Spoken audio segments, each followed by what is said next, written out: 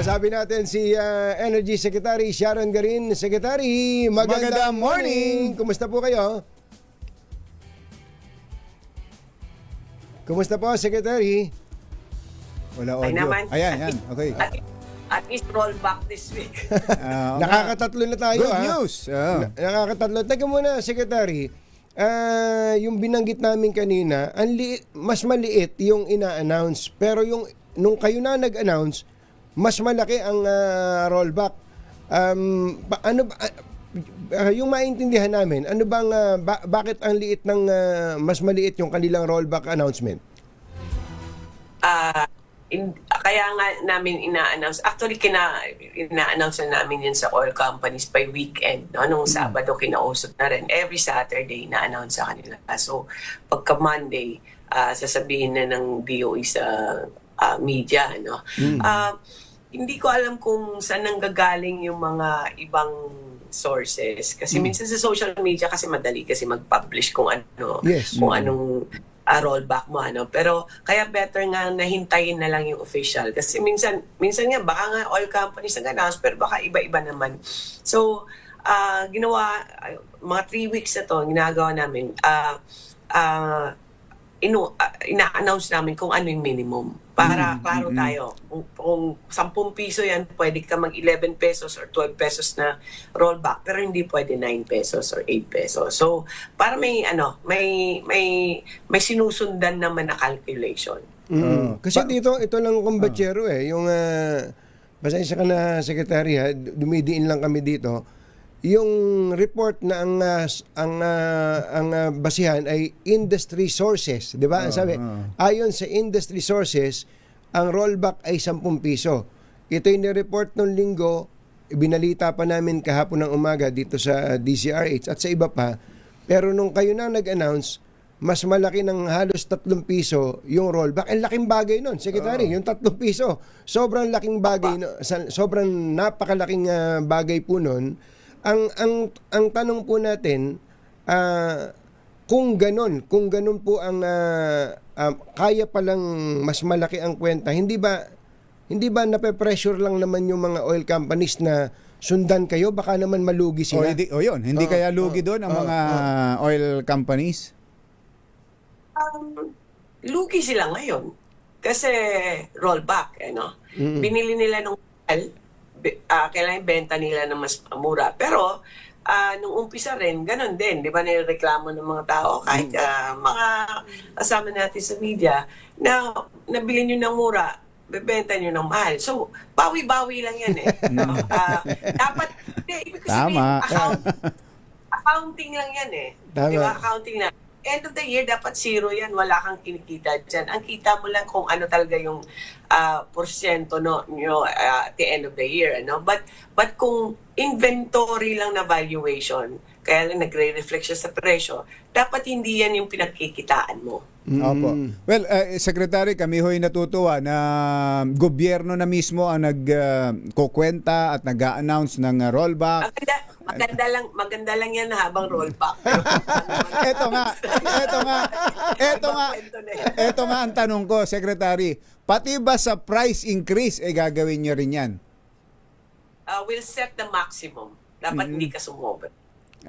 So ngayon, rollback siya, pwede kang sumobra sa rollback. Pero pag increase, then magsiset din kami ng maximum. Kasi sinusunod din namin yung practice nila ano tawag mo doon, replacement cost, yung paulit-ulit na in-explain. Pero minsan kasi may nag-experiment din, estimate sila din ng sarili nila. Kaya alam, marami kasi yan yung mga kailangan i-consider mo, hindi lang presyo ng maps doon kung ano yung international, may premium, may transport, insurance, pati yung exchange rate natin sa dollar and peso, dapat pina-fact. So marami, minsan yan nagkakamali lang siguro yung iba na nagka-calculate kasi may mga ibang mga variables. Secretary, meron akong suggestion Kapag price increase, ang utusan nyo mag-announce si Wimpy. Puente Bella.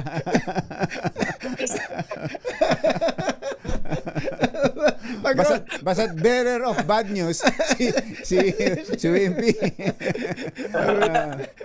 Pero Pwede.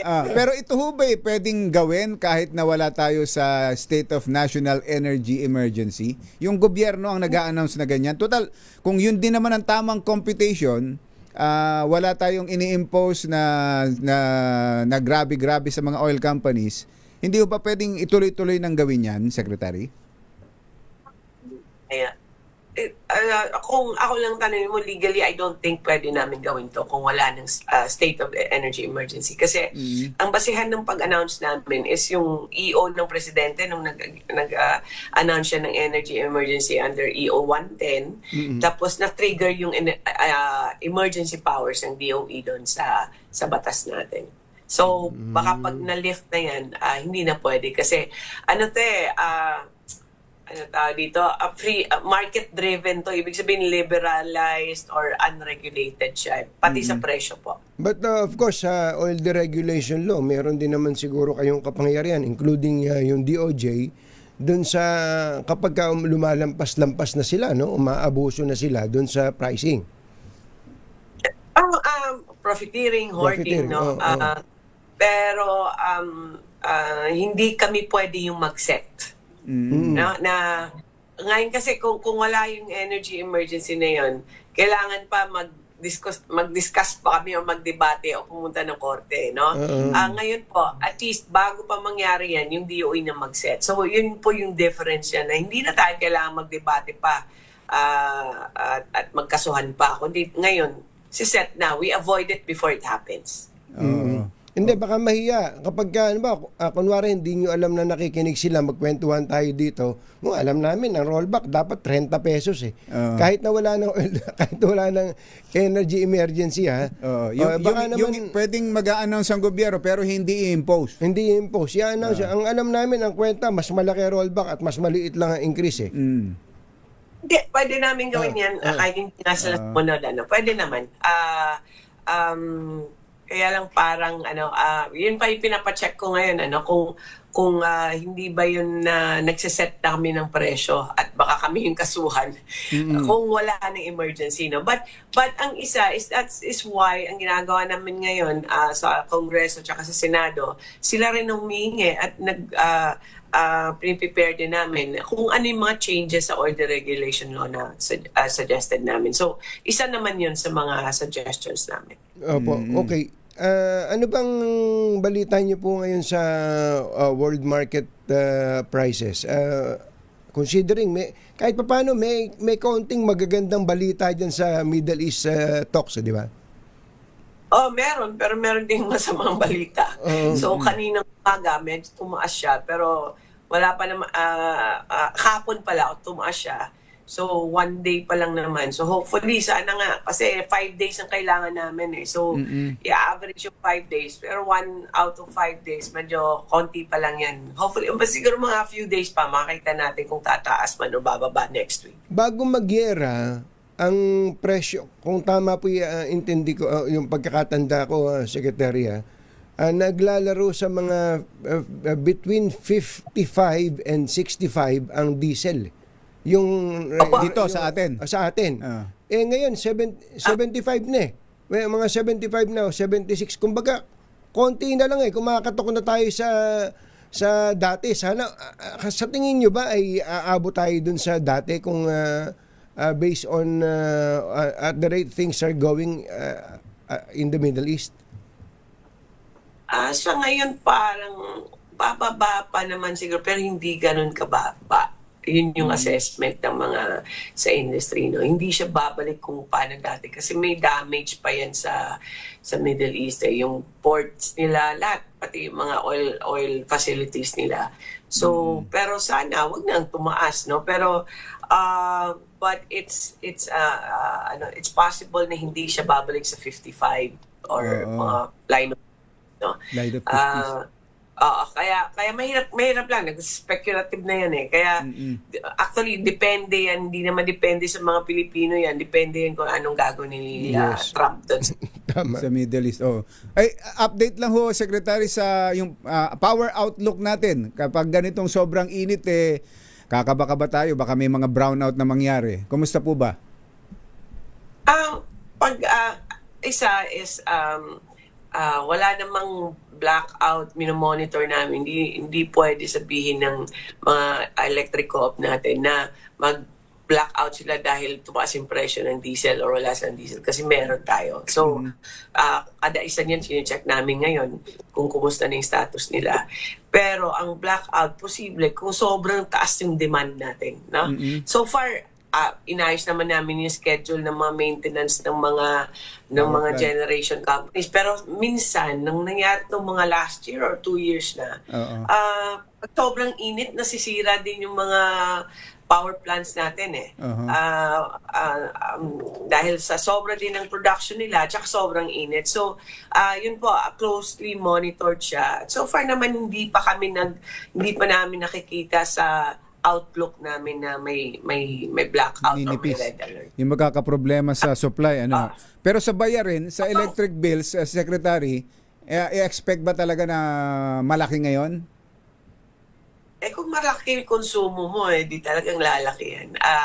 Pero sa increase ng rates, kung dalawa lang naman yan either lumaki konsumo mo, imbes na 100 kilowatt hours, maging 200, aakyat siya. Sa konsumo. Isa din, pwede din umakyat yan with your, dahil dito sa increase ng diesel, pero naagapan ng maaga yan, imbes na, ang unang calculation namin, kaya naunahan to, sana aakyat yan ng mga 7 pesos per kilowatt hour. Pero na-avoid yan. Ngayon siguro hindi naman naabot piso yung increase niya per kilowatt hour. So, hopefully kung matipid tayo, huwag tayong masyadong magastos sa electricity, hindi naman ganun kalaki yung increase ng bill ninyo this month. Last na lang, Secretary, may mga report ng brownout na naman sa Mindoro at saka sa Catanduanes at saka iba pang mga probinsya. Ano ba yun? Kinakapos ba tayo ng supply doon? Sine-check namin one week na to na issue. Pero sa supply kasi, na-sure namin sila na kung meron silang pangangailangan, pwede nilang bilhin yung PNOC na langis. No? Dahil bumili ang gobyerno, tapos bibigyan pa sila ng discount para hindi na affected yung ating mga isla. So, preferential rates at friendly terms of payment niya. So, in-announce namin yan last week. Kaya check namin kung ano yung mga pronouncements, kung totoo nga ba yung mga balita na Mindoro tsaka yung Catanduanes meron. Wala pa naman. I think iba yata yung issue nila doon mga bayaran yata. So, sinisettle na namin yung issue nila sa mga co-op, sa generation company natin. And hopefully, wag naman yan na affected pa yung mga tao. Sasabihin natin kay Kuyang Almeda, Tony Almeda ng NEA. National. Kasama kami, pati NPC, National Power Corporation, ERC, NEA. Mga 2-3 beses na kami nagmi-meeting tungkol sa mga isla na to kasi hindi naman yung supply actually yung problema. Iba yung mga problem.